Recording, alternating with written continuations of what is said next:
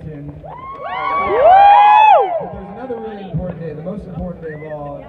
It's National Indigenous Peoples Day.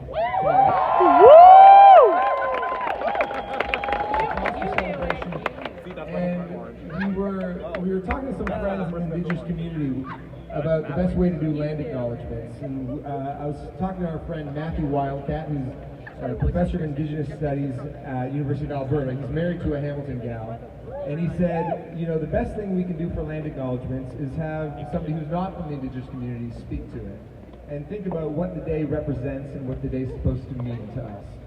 And when I think about the rally and the programming that's going on this weekend, it comes out of a love of Hamilton. And I know we're all here because we love Hamilton.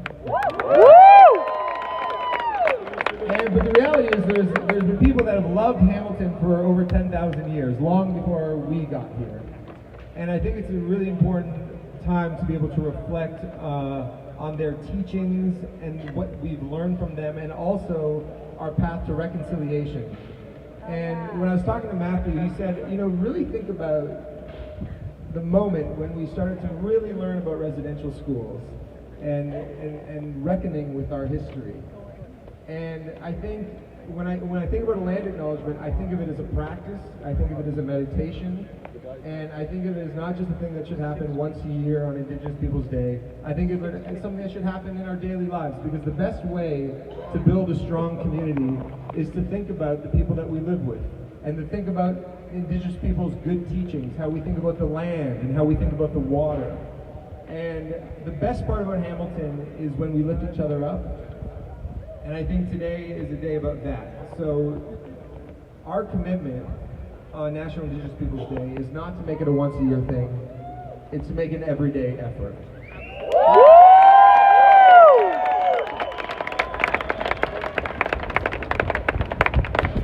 So thank you very much to Matthew Wildcat, to our friend Shireen Fox, who I spoke to, who did a ceremony last year with us in Toronto Bud Stage.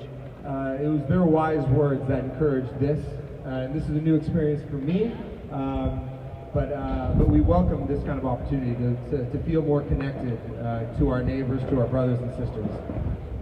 So thank you very much for coming nice and early. We can't wait to be with you for the rest of the night. And Seago will be coming up next. Thanks for coming next.